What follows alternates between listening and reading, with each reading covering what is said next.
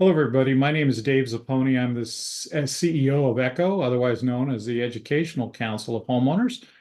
Thank you for participating in this third annual seminar, Ask the Experts About Insurance. ECHO is a national nonprofit association based in California and established to support HOA boards and engaged homeowners. Our mission is to foster a better quality of life in community associations through education, advocacy, and networking. For this event, I ask that you mute your mics and turn off your cameras during the general sessions. Thank you. For today's event, we have a few housekeeping items. These are now presented on the screen. This slide deck was sent to all registered attendees prior to today's webinar. Please take note. Take a minute and review the housekeeping items. Thank you. Today, we have a large audience of HOA board members. In lieu of our normal Q&A session, today's format allows you to ask questions directly to the presenters and our premier sponsors, premier sponsor, Recon 360, during the two breakout sessions. Please use the chat feature to report technical issues and to communicate directly with each other in the webinar. At this point, let me direct your attention to your monitor where you will find our disclaimer.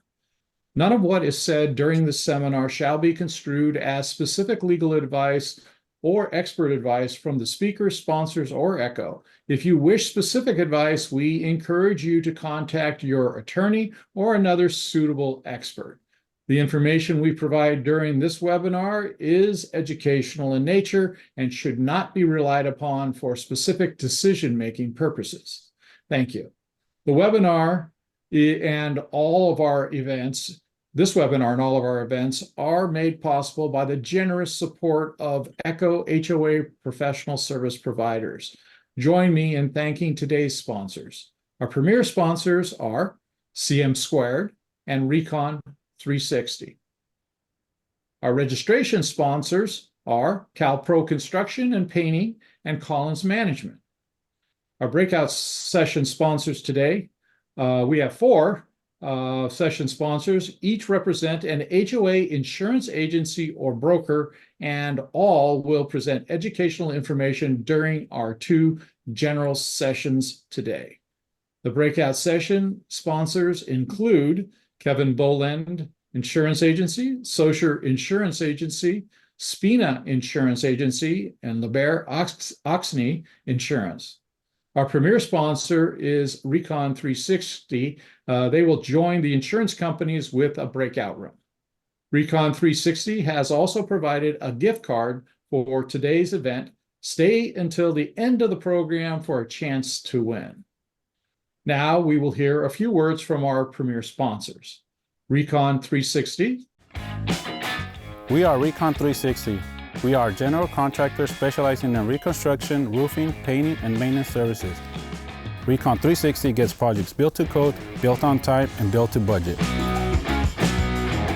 And then let's go ahead and run the CM Square video, please. Hello, ECHO members. My name is Annie Weiland, Vice President of Client Success with CM Squared Construction Management. We help the board of directors manage their construction project. We are not a general contractor. We serve as a third-party consultant to protect the board and the association. We do this by developing the scope of work. We put together any architectural or engineering details that may be needed for permitting. We obtain competitive apples-to-apples proposals from the general contractors, and then we oversee the project from start to finish. That includes handling any of the financials as well as communication. Some of our core services include deferred maintenance property assessment.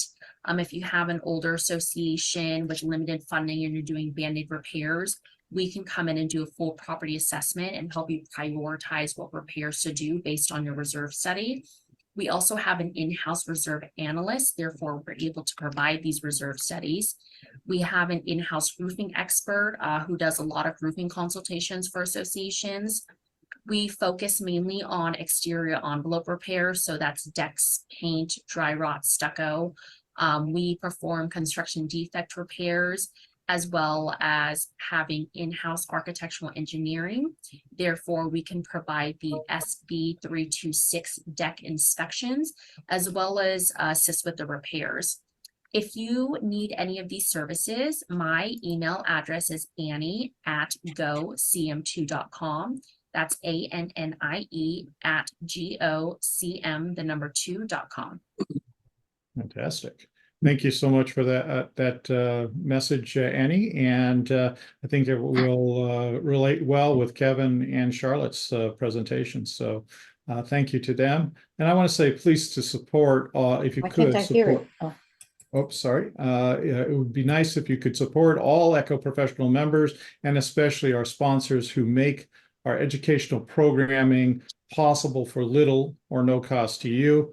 And today, especially our sponsors, it is free to all of the participants attending today. So thank you so much for that. And now let's learn a little bit about today's presenters. Kevin Boland with the Kevin Boland Insurance Agency has been a successful farmers insurance agent since 2002. His agency is based in Novato, California. Kevin has 3 important industry credentials: the Life Underwriter Training Certificate Fellowship, Certified Insurance Consultant credential, and the Associate in Managing Claims credential. Mr. Boland graduated in 1984 from the University of California, Berkeley.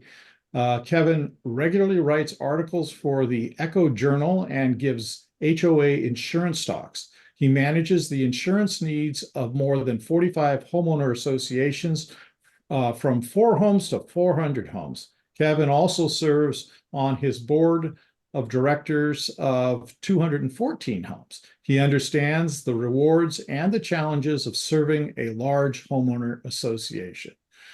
Charlotte Allen has been with the Socher Insurance Agency since 2005. As Director of Education and Industry Partnerships, Charlotte works collaboratively with agents to highlight Socher's services, knowledge, and dedication to their clients. Her commitment remains focused on educating common interest developments and their community leaders on some of the most prevalent and challenging issues facing HOAs today. Christy Spina from the Spina Insurance Agency has been with Farmers Insurance since 2006. Originally learning the insurance industry from her father, who opened the Marin County Agency in 1984. Today, her agency specializes in common interest developments and has worked with over 500 HOAs all over the Bay Area. She was also a founding member of the Echo North Bay Resource Panel. And then Bridget Tabor is with Laver Oxney Insurance and has been a licensed agent for 20 years. She started her insurance career in the healthcare industry. Prior to becoming an insurance agent, she spent 20 years working for several large, long-standing law practices in San Diego, in the San Diego area, in the areas of construction defect litigation and employment matters. She now specializes in property and casualty insurance with a focus on common interest developments and the construction industry. And we'll kick it over to Kevin now to start us off. Thank you, Kevin. Go ahead and take it away. Okay, hi everybody, and thank you to all the board members out there that have taken your valuable time to be here today. You're going to get a lot of good information. You know, about 3 years ago when David Zapponi came up with a great idea to ask the insurance expert, I was the first speaker and I asked him, how long do I have to talk, Dave? 20 minutes? He goes, no, how about an hour, Kevin? And I remember I freaked out. I'm like, oh my gosh, do I really know enough about insurance to talk about it for an hour? Somehow we got through with it though, and it was great. So I'm really happy today to be able to share the virtual platform with 3 other professional and very competent insurance professionals that specialize in homeowner associations. One caveat before I begin, I'm dealing with a little bit of a respiratory illness, so I might be coughing a little bit during my talk, so I apologize up front for that. Okay, I think we have a lot to cover today. So Connor, next slide. Oh yeah, we've all felt the pain this year, right? A lot of us, especially if you're in the high wildfire zone, if you got non-renewed. So I just wanted to share that with you to know that we know what kind of pain you have, and we also are suffering from it on the insurance side as well. Okay, next slide. Thank you. So what happens around the globe impacts local homeowner associations in Northern and Southern California, Central Valley. And that is because catastrophes have been the primary reason that the insurance rates have gone up. As we'll see in a little bit, there are other primary causes as well, but the number one cause overall is natural catastrophes. And there's something called reinsurance companies that provide capital to the standard market. So if you're a Farmers, a State Farm, a Travelers, a Philadelphia Insurance Company, you depend on getting capital from around the world. Well, if there's a catastrophe in the Philippines or in Britain, that means that the capital available to the US market is limited. So I wanted to start off with this Kevin in outer space picture to let you know that we have to look outside the box and outside California to really understand what's happening. Okay, next slide. So what I call a perfect storm. Over the years, last 20 years, I've been in Asia for 25. I've never seen such dramatic increases in our prices, unfortunately. And it's not only homeowner associations. As many of us know, it's our single family homes, it's our auto insurance, and it's commercial property insurance as well across different industries. So why is it happening? Well, number one, the catastrophes. Like I mentioned, they're the primary cause. They've been enormous all over the globe, and especially even in the United States. Secondly, when you have a lot of catastrophes, tornadoes, hurricanes, floods, hailstorms, severe snowstorms, convective storms, you're going to see construction inflation rise, which it has. That means the insurance companies have to spend even more money when a catastrophe hits. And then we all know about the California wildfires, how long it took to repair those homes and how much that expense was. But, you know, very few of us actually think about the high cost of vehicle repairs. We know it, but that actually impacts how much you're paying as homeowner associations, because many of the same insurance companies that insure your homeowner association actually write auto insurance. So for example, I remember 10 years ago, if you had a dent in your fender, it would cost maybe $500 to repair. Today, it's more like $1,500. And that's another reason. I read something last week when I was doing some research for my talk today, that the average American car, well, the average car sold in America today has over 400 microchips in it, each one over $1,500. That's amazing. And they say if it's a hybrid or if it's an electric car, you're looking at about 700 microchips. So the high cost of vehicle repair is another factor in driving insurance rates up. And then there's what the insurance company's term is called social inflation. How often have you seen personal injury attorneys fishing for customers on TV, on radio, in print, on billboards? Sure, some of these claims are legitimate and you need a good attorney to defend you, no doubt. But a lot of them are being frivolous. And that's also raising all the insurance rates for all of us. About a decade ago, the average personal injury lawsuit, according to the American Property and Casualty Association, the average payout was about $26,000. Today, the average payout is over $120,000. That's huge. And then older buildings across the California and across the United States, especially in our Bay Area, you have a lot of galvanized pipes and you have a lot of electrical panels that are beginning to fail. That also causes more claims, which means the insurance companies are paying out more. And then there's a high cost of reinsurance. Like I mentioned a minute ago, the reinsurance companies, one in particular called Munich Re, it's the largest reinsurance company in the world. If an insurance company like Farmers or Travelers were to take in $100 of premium from their customer, they'll give about $20 to Munich Re. In exchange for that, Munich Re will step in and pay part of the claim when it happens. Well, January 2023, Munich Re renegotiated their terms. They said, you know, we still want, we want about $20 on every $100 you collect, but we're only going to pay about $15 if there's a claim. And the primary insurance companies had nowhere to go. They had to take those terms because they've been paying out so much money and they've been losing money in the last couple of years. So I call it the perfect storm. These all come together. If one or two of these events, the catastrophes happened, you know, a few times, we wouldn't be in such a pickle, but today we are. Okay, next slide. I love this graph because it really gives drives home the point of how many claims we've had in the last 10 years. So what you're looking at here on this graph is how many separate claims, separate catastrophes were over $1 billion. And if you go back, you look at the average at the very bottom of the graph, it was only about $7 to $8 billion a year. That was your average. Then in 2011, it jumped up to about 19 or $18 billion. In 2021, it jumped up to about $20 billion. 2020, $23 billion. Well, take a look at the very top of the graph. 2023, all of a sudden last year we had a horrendous year. And as you'll see in a minute, 2022 wasn't much better. Okay, thank you, Connor. Next slide. So to give you an example, about a year and a half ago, we had Hurricane Ian. It touched down about 3 o'clock in the morning with high tides in Florida. It was a Category 5 hurricane, 150-mile-an-hour winds, 162 fatalities.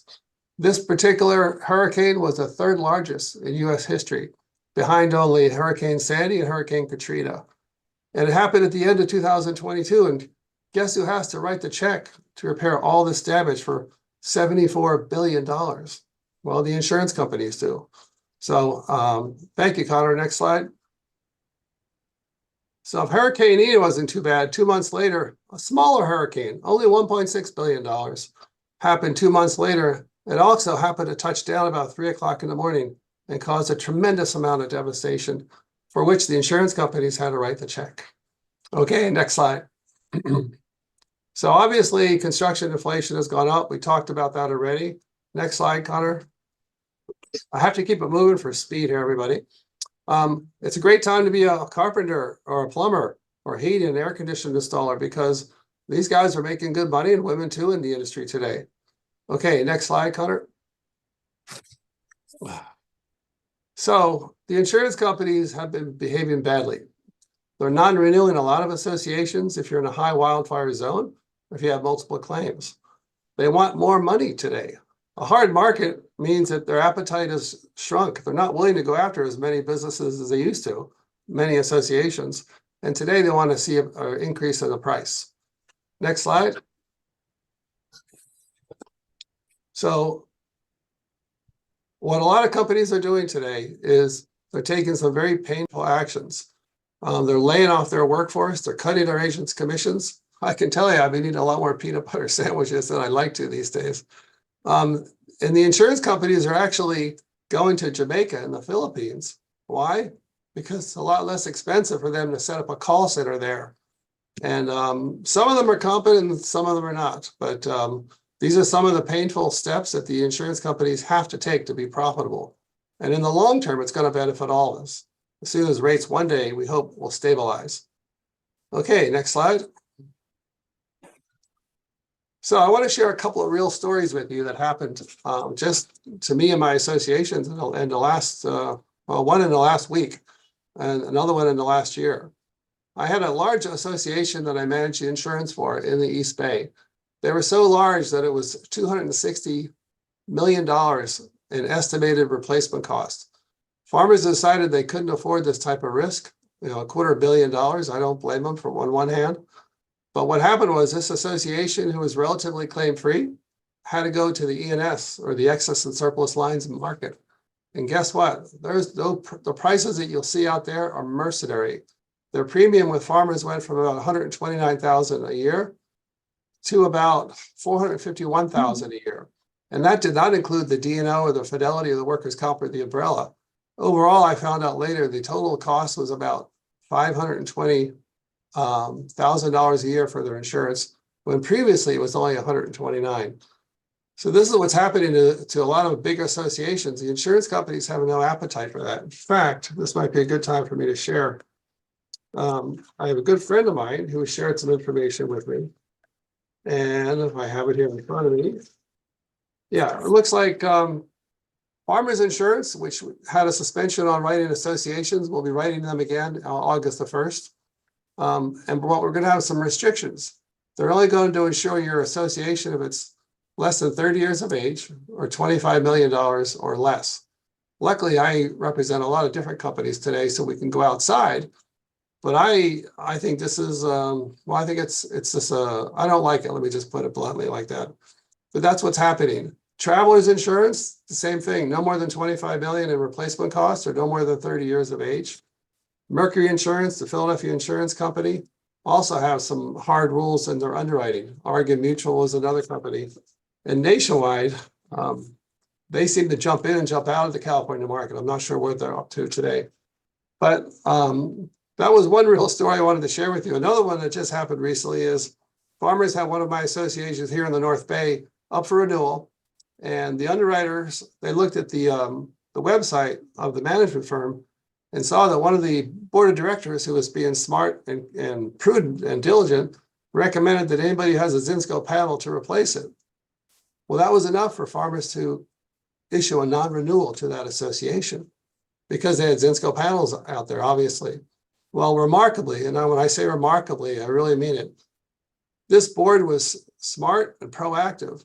In the last 80 days, they installed 101 new panels and replaced the old dangerous Zinsco panels. So now Farmers Insurance is going to renew them, thank heaven. But it's a dramatic step that they had to take and very quickly as well. So these are some of the things that are happening. Another example is another HOA here in the North Bay had an old heritage tree fall down over the weekend. It was the biggest tree I've ever seen in my life fall down. The cost by the emergency response team just to cut the tree down and pull it away from the homes because it damaged 2 homes was $45,000. Oh my gosh, that is a lot of money. So real stories, that's it. Okay, next slide. Thank you, Connor. So the dreaded Zinsco panel, I won't go into too much detail here, but in the 1960s and 70s, this was the most popular electrical panel. It was popular because the Zinsberg brothers, who owned the company, developed a new breaker called the R38 twin circuit breaker. It was made of aluminum because the Vietnam War was eating up all the copper. And it was a great breaker at the time because it handled 2 circuits instead of 1, which freed up a lot more room on the electrical panel. However, it wasn't until 20 or 30 years later that a lot of fires started to occur. And next slide, Connor. There was a design flaw in this panel. The aluminum was cheap grade. So what happened when you had a power surge, it didn't trip the breaker. And the power continued to go and go and go until it caused a fire. Or some people, when they saw electrical disturbance, put their hand on it and they got shocked. So that's why the Zinsco panel is, if you have it in your association, get rid of it. We might even hear some more about this from some of our other agents in the industry today, but I wanted to mention that to you as well. Okay, next slide. By the way, GT Sylvania bought out the Zinsco brothers around 1970, 1980. I forget the exact year, but they rebranded their panels called the Challenger, for example, but it had the same R38 twin circuit breaker. So be careful about that. You should have an electrician come out and take a look at your panel. Okay, next slide. Let's see here. How are we doing on time, Connor? Got 1 minute. 2 minutes left. That's quick. Okay, there we go. So I wanted to give everybody my crystal ball for next year, and believe me, it's a crystal ball. Who knows what's going to happen in our world today? But I'm hoping, and I think rates will stabilize next year. Why? Because the insurance companies have taken dramatic steps to increase their rates, which is more revenue for them. They've laid off their staff. They're starting to leverage technology a little better. And according to Swiss Re, which is, again, one of the largest reinsurance companies in the world, they're expecting a 98.5% property combined ratio, which is really good. Anything under 100 means the insurance companies are making some money. Okay, next slide. Next slide, Connor. I think some of our other agents are going to address that issue. I got to make a quick plug for the Walls Out property policy. As many of you know, I've been recommending this for 2 years. You'll save, next slide, Connor. Walls Out means that the insurance company will pay for everything up to the sheetrock, including the sheetrock, but the homeowner has to pay for their kitchens and bathrooms and flooring and other fixtures on the inside. It's a great way to save 80% or 20% a year on your insurance. About 70% of the claims that I see are water claims inside a unit, toilet overflow and so on, and dishwasher. If you transfer the risk to the homeowner, that means you just mitigated 70% of your claims in the future. Another benefit of it. And then I also think it's fair. If a homeowner has a toilet overflow in their unit, let their HO6 policy pay for that. This way you protect your rates. So to finish up, in the next 5 years, I know rates aren't going to go down or backward. We all know that. They're only going to go up. So as you're going to hear from some other great agents today, write down a lot of notes, take these proactive steps, and then you can at least mitigate future insurance rates for you. Thanks, everybody. I appreciate your being here today, and thank you so much. Great. Thanks, Kevin. Charlotte? Okay, thanks so much. So Kevin talked to us a bit about the state of insurance and where we are today. Thank you. I want to talk a little bit about risk management and the maintenance that we can do within our homeowners associations to, again, kind of help along the way and find insurance for you. Go ahead with the next slide, Connor. All right, so there's several layers of risk management, and this can be done by multiple people within the association. But the first place that we as insurance professionals can look to some of this risk management is the reserve study. This is especially helpful for our planned unit development. So when we're talking about single family homeowners associations, it is vital that homeowners associations of all kinds insure properly. We've had associations that we service insurance for in the Napa area that were affected by the Napa fires, and they lost every tree and shrub within their association. So we want to make sure that we're insuring appropriately for all styles of homeowners associations and including those common areas within those single family homeowners associations. The reserve study is also a very helpful document for us to see exactly what the association is to insure for and what kind of common area amenities are out there. In addition to that, your insurance professional should be walking the property, taking a look at what's going on out there. So anytime we have attached dwellings that require structural coverage, we actually do a walkthrough of your property. We don't want to be invasive in any way. We're not necessarily going inside any of the units, but we are taking photographs of what we see out there and communicating anything that we might see with your community manager or the board if you're a self-managed association. If we see that there may be some slip and fall components, maybe there's asphalt that's starting to buckle, maybe there's some kind of situation happening at the pool area that we know may require a recommendation from an insurance company, we want to be kind of the boots on the ground, the first person to see those and talk to you about those risks. Rather than getting some kind of surprise notification from an insurance company months down the line. And then we take all of the information that we receive from both the county assessor office and the square footage that's out there with the association. We take into consideration all of those common area components that we witnessed, that we've seen in your reserve study, and we enter it into an industry-wide calculator to determine an appropriate price per square foot to rebuild. Next slide. So we take that information and we have a discussion with you, the board, and your community manager on the price per square foot to rebuild that we came up with through that industry-wide calculator. And I can't stress this enough. Ultimately, it is up to the board to determine if the total insurable value is appropriate. So make sure you're having this conversation with your insurance professional, not just once every 10 years, but really every year upon renewal. Because as we just talked about, as Kevin just talked about, inflation is something very real. So what it costs to rebuild your association one year can change sometimes drastically the next year. So make sure you're working with a professional that's taking that into consideration and talking about your exposure and the inflation that may ensue. Then we take that information and we take it out to market. So if you're working with a brokerage, they have access to multiple insurance companies. As Kevin said, there are some insurance companies that have left the California market. There's some that are re-entering. We suspect, as in any hard market, we'll see a little bit of influx there. And so we're all paying close attention to who is actually offering coverage in California, who's returning to California to offer that coverage, and where we are in the market. We really want to avoid even taking your association and marketing it to an insurance carrier that's going to decline based on whatever characteristics might be at your association. or again, give you that surprise recommendation months into the policy. So we really want to make sure we're paying close attention to what's out there at the property, and then answering those application questions appropriately so that there's no surprises to any party. Next slide, please. And then once coverage is bound, insurance companies will do their own inspection. I know that years ago, they may have been a little more lax about this. Sometimes we were seeing insurance companies just do an inspection once every few years.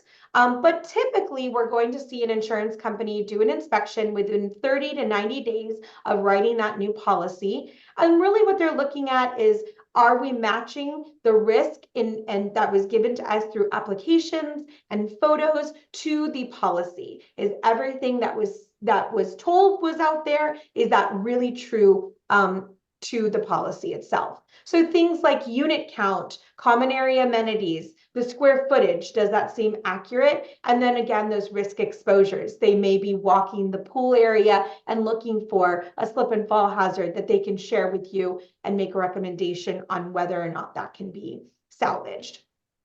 We'll talk a little bit more about recommendations in a future slide.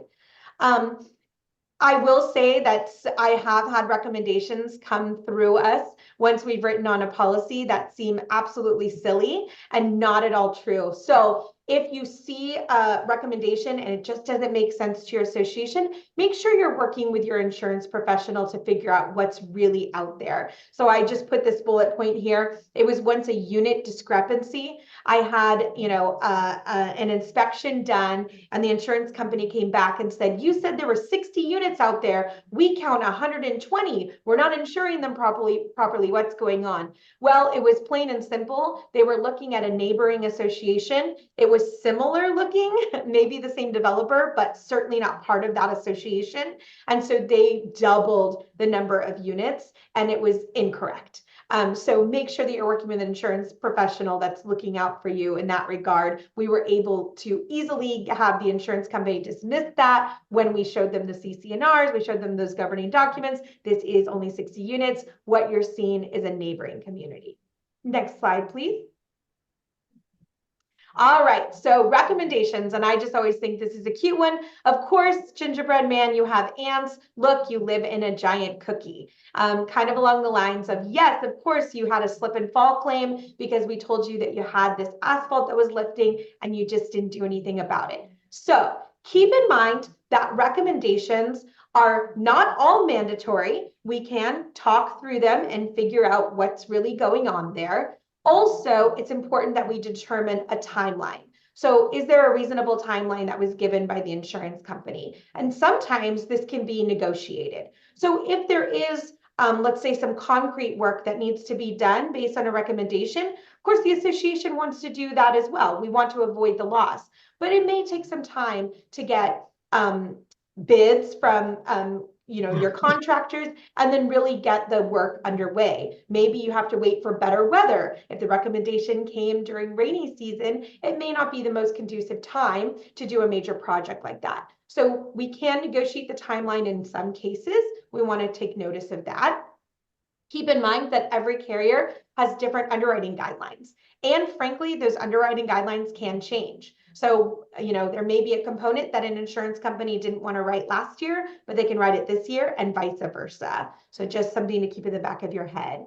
And also insurance carriers, they do not want to be a maintenance policy. That is not the goal of insurance. And we really want to avoid those petty claims anyway. So the recommendations are really in an effort to not only help the association maintain its value, its function, keep homeowners and guests safe, but also it's a way of an insurance company trying to help you avoid those losses. Next slide, please. All right, so here's some of the factors that are affecting some of you from getting a quote or insurance coverage. Loss history is a big one. Keep in mind that insurance companies are numbers people. They are looking at your loss ratio. So if they see that over the last 3 years, the insurance company has collected $30,000 from you, let's say you have a premium of $10,000 per year, give or take, and you have a major $300,000 loss, that ratio is not looking so great. Over the last 3 years, the insurance company collected $30,000, great money, but that insurance company also paid out $300,000 for an insurance claim. So they're really looking at the ratio. Also, with loss history, insurance companies are looking for any patterns. So even if an insurance company is going to quote your business and they haven't been affected by paying out that major $300,000 loss, they're also going to be paying attention to, are there any patterns within your loss history? Oh, over the course of 5 years, although you were insured by another carrier, I see that you've had 5 water claims. What's going on out there? There may be some questions asked. Also, some factors that they're taking into consideration: dangerous conditions. This is including older infrastructure. A lot of this topic, we can look to the tragedy in Surfside, Florida with the Champlain Towers collapse. So there's a lot of talk, not just within the insurance community, but also at a legislative level. And we're looking at those older associations or older, especially high rises, and what type of modifications, what type of maintenance have been done on them to make sure that they're safe. Another factor that insurance companies are looking at that they weren't looking at in a softer market are insurable amounts. So Kevin used an example of an association that he services insurance for, and I think he said it was a $260 million property. So it costs about $260 million to rebuild that property. And we have insurance companies that would have taken that on in a heartbeat 10 years ago, and now insurance companies are really scrutinizing how much risk can we take on? Do we want to take on a $260 million property? They're also considering, do we want to take on a $260 million property and we've already taken on a large property next door or in a similar vicinity? So they're really looking at where can we spread our risk so that we're remaining solvent. Open claims have always been an issue, but more so now than ever. A lot harder for us insurance professionals to explain away to insurance companies. They're going to ask a lot of questions about open claims. And again, they're looking at those patterns. Lack of maintenance. This is a huge one. And I think that we've talked a lot about this as an industry about insurance claim denials because of lack of maintenance. But really, the lack of maintenance or associations that are kicking the can, so to speak, and putting off vital maintenance, this is now not only, looking at potential insurance claim denials, how about looking at being unable to find insurance coverage? So it's really vital that we make sure we're doing the maintenance that's needed. And again, a component that we can look to is the reserve study to make sure that we are, assessing correctly, making sure that we're putting the right money into reserves, and then utilizing that reserve money to do all of the things that we need to do to make sure that we keep value within our association and keep the infrastructure safe. And then those pesky electrical panels. Kevin, thank you so much. I think I'm a fellow insurance nerd and I went down the historical path of the Zinsco panels. And again, Federal Pacific, Stablock, Challenger. These are all names that come up because Challenger did buy the Zinsco brand and continue to use that pesky cheap aluminum a little while longer. So we do see this popping up, and insurance companies are scrutinizing and want to see these dangerous panels replaced. Next slide. So what options do associations have?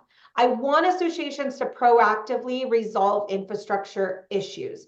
One place that you can rely on this is keeping up with your loss control recommendations. So if you have an existing recommendation that's been on the books for a while and hasn't been dealt with, now is the time to deal with that recommendation. Please, please don't hold off. Don't kick the can and wait for your renewal to come up. Preventative communication to members. I really want to make sure that we're all being very transparent to our members. The boards may be aware, or your management company may be aware that insurance premiums are increasing, or that you may have some riskier issues at the association. But I really truly believe that knowledge is power, and sharing this information with your entire membership and letting them know, where does our insurance policy for the association end and your HO3 or HO6, your personal lines policy, begin. Having the right insurance in place can prevent a lot of headaches down the line. Next slide. And I know I only have 1 minute left.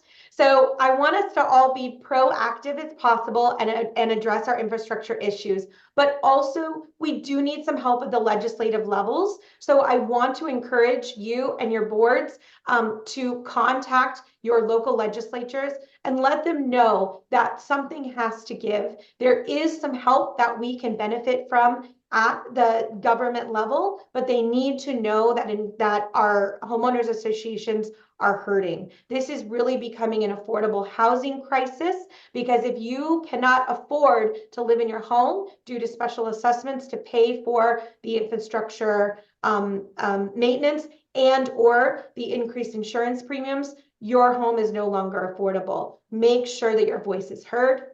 Next slide.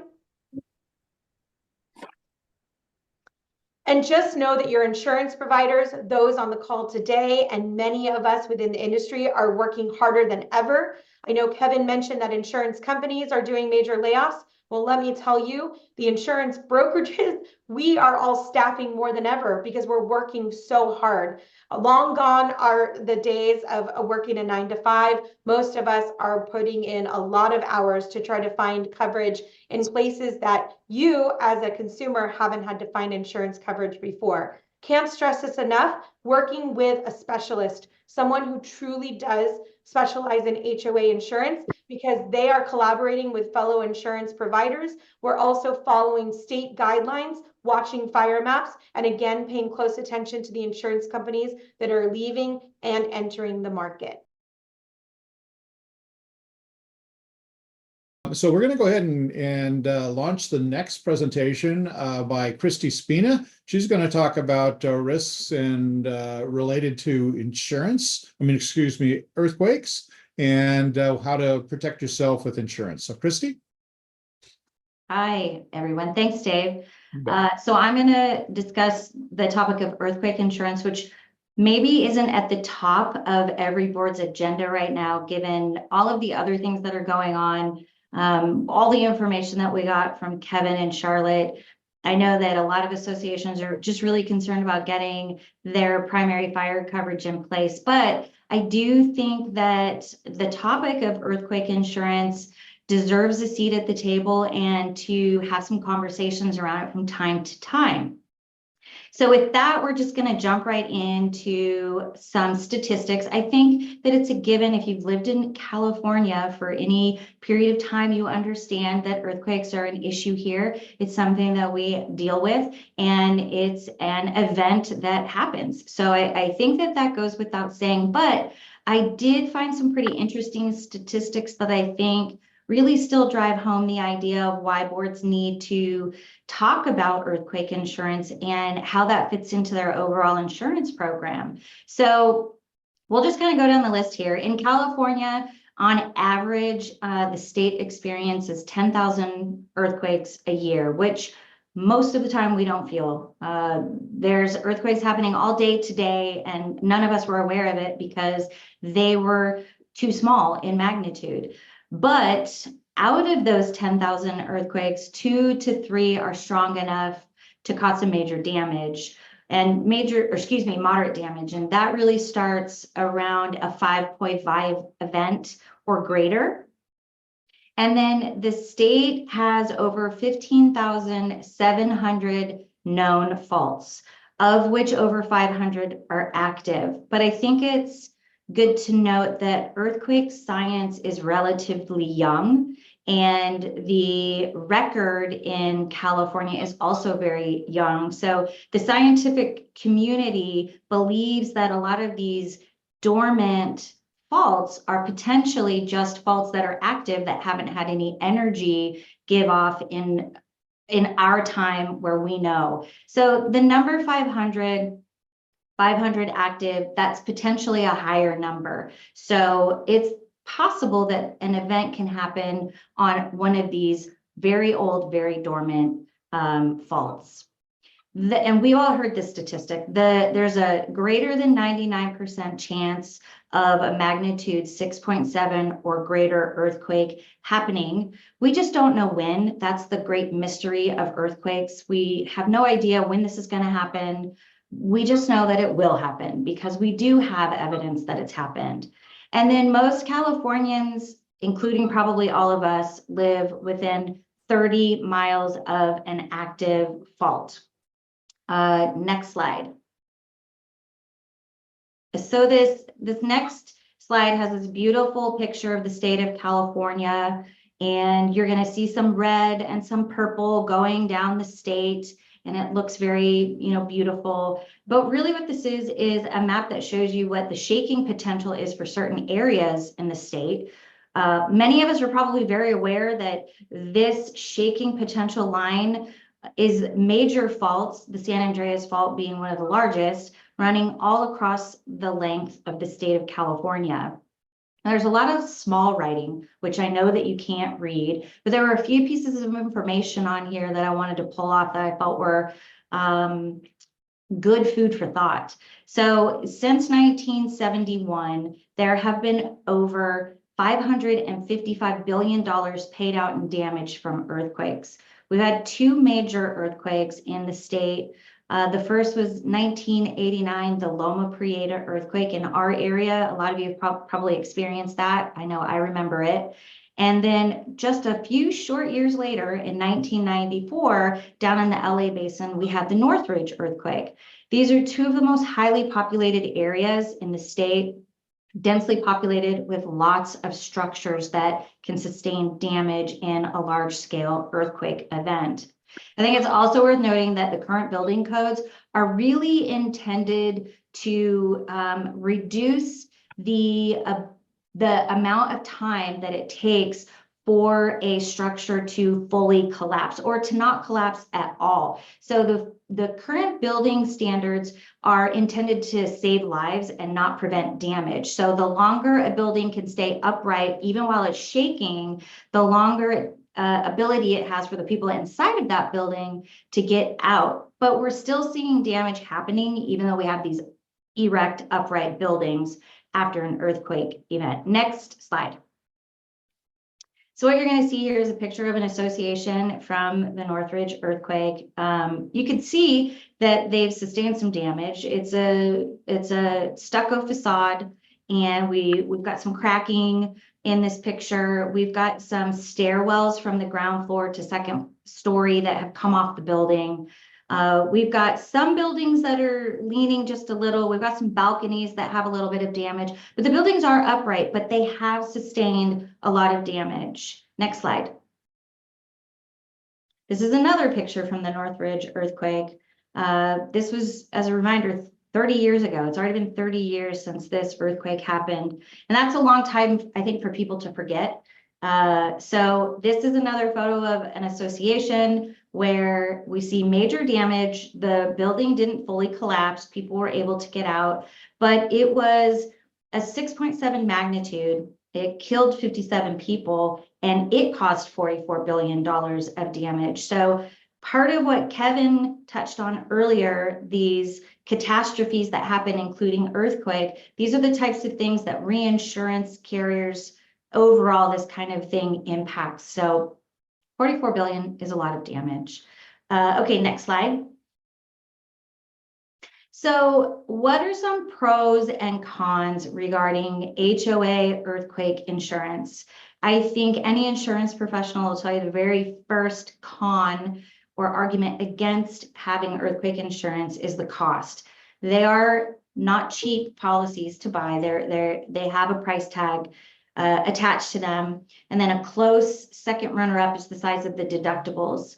But not having earthquake insurance is a gamble for the association, because it means that in the event of a loss, a large loss, that without any earthquake insurance, the association is tasked with the responsibility of fully paying for the cost of repair. So how do associations go about doing that if they don't have any insurance money to help them pay for it? Well, generally they use a combination of different things. It might be taking out loans, high interest loans, dipping into the reserve account, most definitely special assessing the unit owners, and it might be a combination of all of those.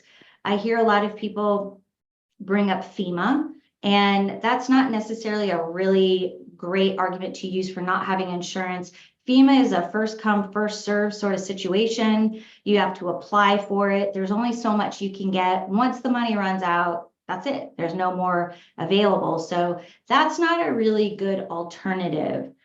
So what's the pro of having insurance? Well, you have insurance. So if you've got millions of dollars of coverage to help pick up the overall cost, that translates to the individual unit owners having a lower financial burden. If they're not having super, super large special assessments, which we hope that they have insurance for, there's probably a lot of them that don't, then they're going to have to figure out a way to pay for that. So when you have a master earthquake insurance policy, you are giving your association the opportunity to use insurance money instead of their own individual money. So that's something to always take into consideration. All right, next slide. So what can boards do to help their communities? First and foremost, don't just say no, don't turn your nose up to it. Get educated around just earthquake itself, the science of earthquake. Find out what you're sitting on top of, find out your geology, find out, look at the USGS's website. You can figure out the shaking probability for your association. You can find out how much liquid is in your soil and how liquefaction might contribute. How is your association built? Do we have tuck under parking, a soft story first floor, which are known to really buckle and give out in an earthquake situation? So getting yourself as a board educated around earthquake itself and the peril of earthquake, I think is invaluable. You can also send out a survey to your unit owners. And in the next slide in a minute, I have a couple of questions that I think are great that you can put out to your membership. And there's a lot of really good electronic surveys. There's SurveyMonkey. Microsoft has a anonymous version of surveys. You can put the surveys together, and it's going to really help you kind of get a pulse into the ideas and the attitudes that people have about insurance and what your community feels about earthquake insurance. So I highly recommend doing something like this. It helps the board just kind of have a general idea and a general sense of what's going on. Go ahead and find out some bids. Ask your insurance professional to find out the cost of insurance, various limits. You can ask for partial coverage. And when I say partial, maybe you have $10 million in coverage on your primary master fire policy, but maybe you only get a $5 million quote because that's really all you can afford. But finding out different amounts and how much that's going to cost is going to be very helpful. Invite your insurance professional to lead a discussion about earthquake. I can't tell you how many board meetings I've been a part of where we're talking about their overall program and the subject of earthquake and earthquake insurance comes up. What do the unit owners do? What are we supposed to do now with what's going on with our association? So your insurance professionals have a vast knowledge in this subject matter. So invite them out to lead a discussion on it. And then communicate all of the information to your unit owners, because the more educated everybody is, the more information everybody has, the better choices and decisions that they can make for themselves as individual unit owners. Okay, next slide, which is the examples, some of the examples for your survey. If you want to try to do something like this, you can certainly tweak it. You can omit something, you can add something. These are just some ideas. I like the first one a lot. I forgot to throw in HO3 for homeowners, but most homeowners have insurance for themselves. I think where we really see individual unit owners potentially not having insurance is when the association is insuring the building. So finding out about your individual unit owners, do they have their own HO6 policy? You'll find out that there are some that don't, and that's a whole nother conversation to be having with them. And do they know that earthquake isn't covered under that? Finding out if they ever intend to purchase earthquake insurance for themselves. Are they in favor of the association buying earthquake? You're really going to see that people's emotions run all over the place when it comes to the subject of earthquake. So this is a really great tool to use, I think, just to start and get an idea of what's going on within the association. All right, next slide. So what are some options for unit owners? And, I know that I'm really going quickly over this because of time, but there are a lot of options out there for unit owners. So we all have heard probably about the California Earthquake Authority, which is a great option. However, they only work with certain insurance carriers. So they partner with about 16 insurance carriers, and you have to already have your primary insurance written with an insurance carrier who partners with the California Earthquake Authority. So in this time and age, there are a lot of carriers that have pulled out of California, and people are struggling to find HO6 insurance. And so they might be insured with a carrier that does not partner with the California Earthquake Authority. So there are standalone private insurance companies that also write earthquake insurance. And I've listed just a few here. GeoVera is one, Chubb is another. You can ask your insurance professional, the person who helps you with your individual insurance, ask them about your options. And then a newer option that's been around since about 2017 is the MODUS program for homeowners associations. So this is a program that's opted into by the whole association. There is an annual opt-in fee. I've seen it range from $450 to $850. It really depends on the size of the association. And what that opt-in fee gets is an individual policy for the unit owners that's tailor-made for this association based on the specifics and particular of that association. It's just a giant loss assessment policy. So there are options that are out there. But as I come to the end of my presentation here, I just want to reiterate that there really isn't anything that can replace a master earthquake policy. You can't find anything like it. You're going to find it very difficult to self-insure at that limit. And it's really difficult to get all of your unit owners insuring at a limit that equals what you can purchase with a master earthquake policy. So always be checking it out, always be finding out prices. It's changing all of the time.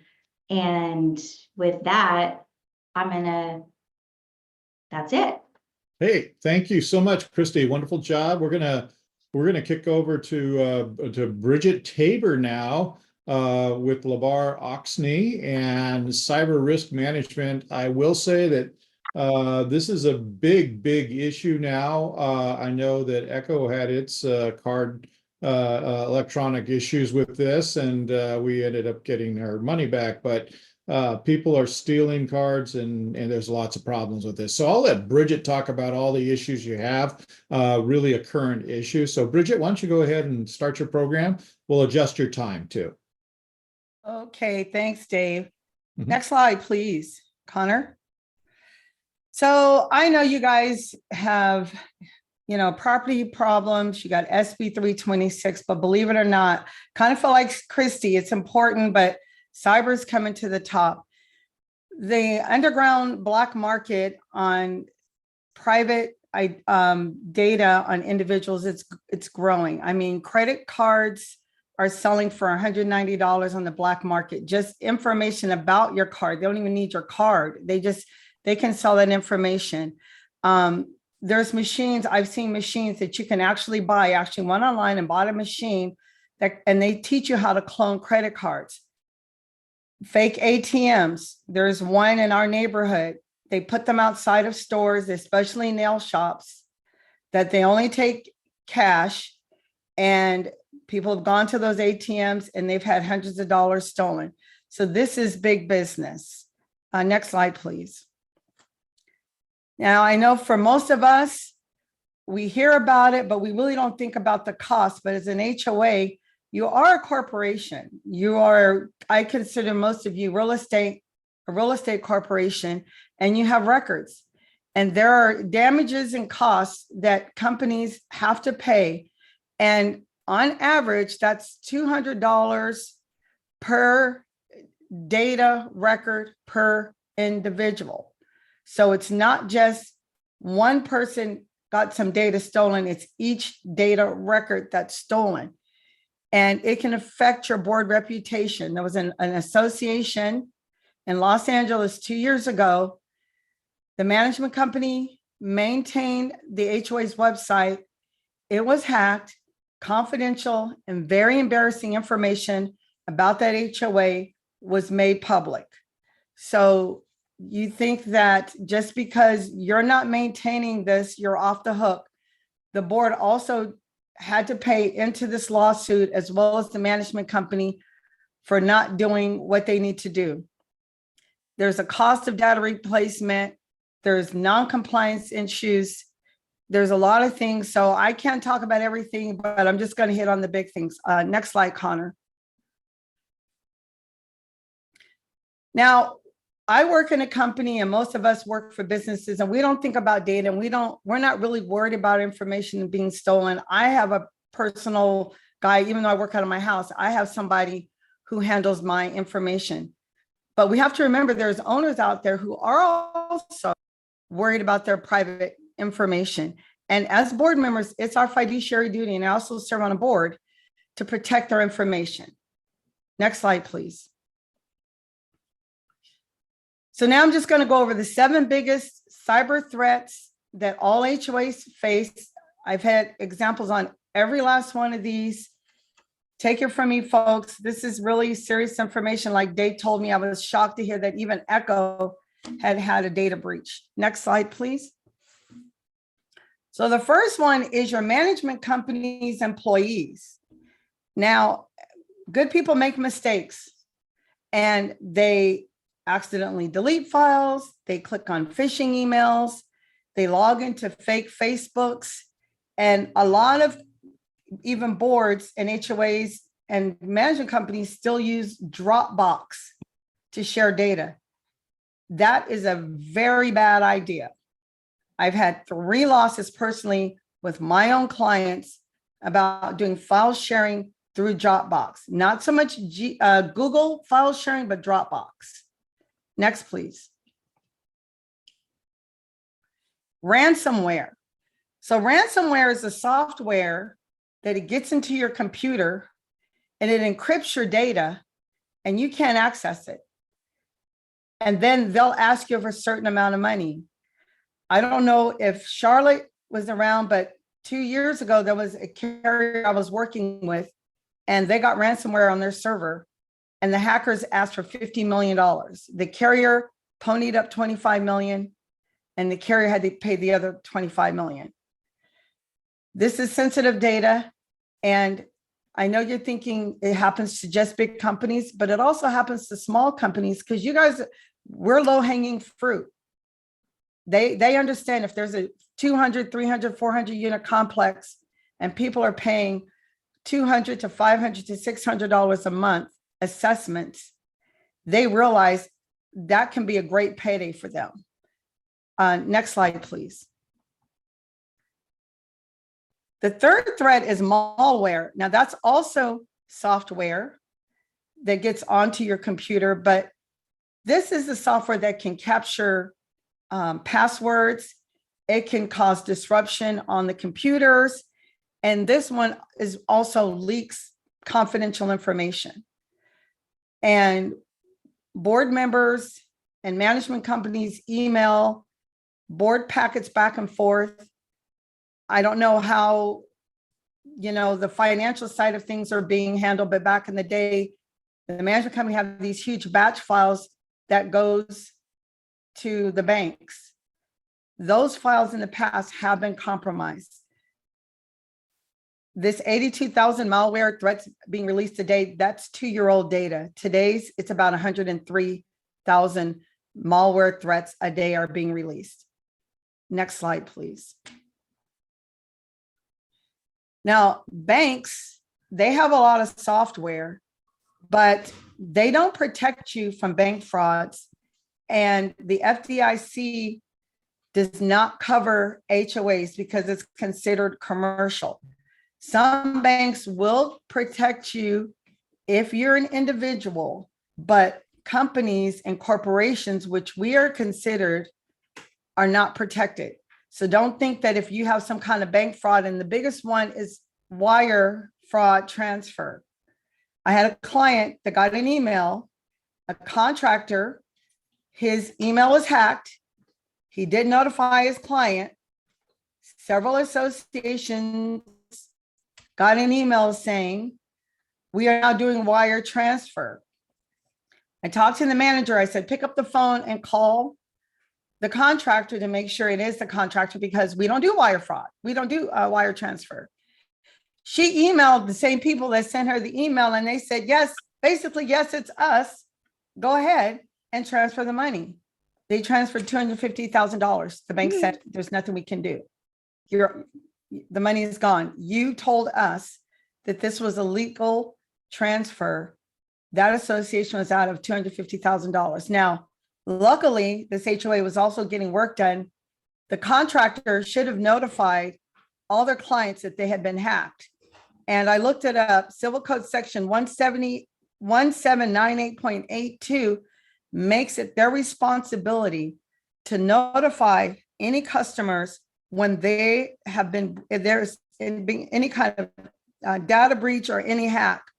And because they didn't do that, and because they didn't want to get sued by the board, luckily, the board was able to say, we'll just call it even, because the board owed them a little over $200,000 on some work that's being done. But that's not always the case, because you have contractors, and all of us have third-party contractors that our management companies are using. So you got the management company, you've got all their contractors, then you have all your homeowners, and you have all your board members. So these threats can come from hundreds of places. Next slide, please. Social media. I can't tell you how many Facebook accounts have been hacked. Next slide. Unsecured and unmonitored mobile devices, iPads, iPhones, cell phones. Everyone should have some sort of IT professional looking at all of their electronic data or their electronic devices so they can have their data protected. Next one, please. Spam, I don't really even need to say anything about spam. I was recently sent a letter by AT&T. I think last month, everyone had AT&T. They probably got the same letter I got. Well, just think about this, folks. When this happens to you, or when this happened to that HOA in Los Angeles, you guys have the same requirements that JP Morgan, AT&T, and Target has. You have to notify everyone that you do business with, and especially your owners. Next one, please. So everyone's probably thinking, how do I protect myself? How do I protect my community? We're small. We can't afford to have a huge IT company come in every day, every week, setting up all of these internal security practices that large companies do. Next slide, please. So a lot of companies, such in the management companies that you guys work with, they have firewalls and antivirus software. But I have to tell you, that's not sufficient protection anymore. They also, these third-party cloud-based applications and software that they either back up to or bring data down from, just firewalls and antiviruses aren't going to protect you there. They have to have some kind of ongoing monitoring and maintenance security system. And when you're talking to your management company, you need to start having these discussions with them, because management companies are used to boards indemnifying them and having them named as additional insured on all their policies. Well, guess what? In 2021, Biden passed a law. It currently applies to CPAs, auto dealerships, and I can't remember the third company, and any large company that's regulated by the SEC, they're required to carry cyber coverage. And I'm telling all these management companies, you have to have cyber coverage. You can't just rely on your HOA having cyber coverage, because the cyber coverage only goes to who has the policy, because they don't have this third-party coverage. So even if the management company has a breach and your data is lost or your funds are stolen, if you don't have your own policy, there's going to be no payout. I actually had a situation where one of my board members had his email hacked. The person who hacked it went through all the emails and saw that, oh, every year I send them gift cards for their annual meeting. So I got this email saying, hey, our annual meeting's coming up. Can you send me a $400 gift card? Well, the first clue was no board has ever asked for a $400 gift card. And the second clue was I actually happen to know when their annual meeting is. But what happened is the board president knew, he didn't notify management, he didn't notify his other board members, and other people did lose money. And luckily, the people who lost money was very understanding. The board agreed to make those people whole, but everyone, this is a real deal. And with the money we're spending on insurance and SB 326 work, we really cannot afford to have our funds stolen by some hacker or whoever they are, wherever they may be. Next slide, please.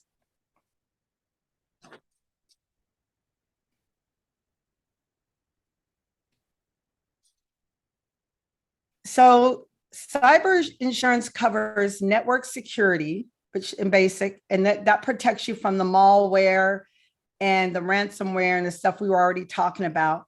Then it also protects, this is the privacy liability. That covers the legal expenses, the mailing out of the letters for the owners or other third-party vendors who have been hurt. It includes the business interruption. If your system goes down or the management system goes down and you're hacked by a third-party company, data is sent the wrong place, data is leaked, data is sold. And then the media liability, which this HOA in LA was able to take advantage of when that embarrassing information got out and sensitive information got out. It was this part of the coverage. And for people like me, I also make sure I have the errors and omission coverage that also helps to protect my customers and my clients. Next slide, please. So social engineering, reputation harm, we already talked about things that's not covered. You cannot file for future potential loss or loss due to value of the intellectual property. There's media liability. I think we already talked about errors and omission. Okay, that's great. That's, yes, scary information there. So I want to say thank you to everybody for participating today. We'll go through our concluding remarks pretty quickly here. I'm sorry I had to cut some of you off there, or the equipment did. So thank you to all of our members for coming today and supporting our ongoing webinars. We very much appreciate it. For those of you who are not ECHO members, please consider becoming a member and supporting HOA boards throughout the country. To join, simply go to www.echo-.org and echo-ca.org and click on the membership tab. For ECHO members, I want to say thank you for supporting us, and please invite your friends, boards, and especially management firms and vendors to join ECHO. A simple invitation is often all it takes to encourage someone to join. And remember also that if you have a community membership, everyone in your community can come to the ECHO events. The membership is for the entire community. If you would like to become more involved with ECHO, we have a few opportunities for you. Please refer to the slide. If you see anything that looks particularly interesting, please drop me an email and we'll talk about it. We do have the larger event coming up on June 22nd, and we can always use some help at the doors and in directing traffic and answering simple questions. So if you're interested, let me know. Send me a note. And now for our other announcements here. This year, ECHO launched a new educational program focused on HOA board member preparedness. And the core curriculum is 10 courses. 8 of the 10 courses are offered on demand. The rest are all webinar courses. So all the courses are webinar courses. If you're interested in participating or matriculating that program, you have 3 years to finish it. And you would earn a HOA board member preparedness certificate of completion. There's a test after each unit, and we hope that you can participate in that. The courses are offered via webinar. So if someone wants to enroll in the program, please contact Connor, and he will be happy to sign you up. The second quarter resource panels are now up and running. The South Bay Resource Panel and Central Coast Resource Panels are just around the corner. If you can make either of those, we'd appreciate it. Help support us. The Central Coast Resource Panel will be held in Scotts Valley. The South Bay Resource Panel is in San Jose. Please do come and say hello. Email notifications will be out after this program, so look for that. ECHO is also planning 3 larger events this year. I mentioned one of them on educational seminar on June 22nd. The Villages in San Jose. So if you're a member of the Villages, you're right there. You can just walk on over, or in the neighborhood, stop by. This is a larger event. We do have an early bird registration for those of you that would like to sign up. We'd love to have some a good showing there because we have Senator Cortese, who is with the Senate Housing Committee, showing up, and he's from that area, and we'd like to let him know that HOAs do matter, and we do have a voice. So if you have any interest in helping with reduce the policies that we have to face in the community, this is a really good opportunity to do that. And many of the conversations today were about fire and fire insurance. CAL FIRE will be at the event, and they administer the FireWise program, and they also have some money and grants available to help communities harden their neighborhoods, and they will be talking about their programs at the event. I have 5 people coming, so it should be a good program. I think we have 18 or 19 different vendors there as well that can talk to you about anything you like. So that one is in San Jose. We do have one in October, educational seminar, October 16th, and we hope to see you there. And then we have another one in November, so which is our legislative update, and we're putting that one together. That one's in Walnut Creek, but it will be simulcast throughout the state of California and beyond. We do have members all throughout the country. Once again, I want to thank you to all of our sponsors for making this Ask the Experts possible. And thank you to our presenters for developing and presenting the material. Excellent job. You all did a wonderful job there. Thank you for that. And of course, thanks to all of you for attending today and making this a successful event, and for your commitment to and investment in education to foster a better quality of life in HOA communities.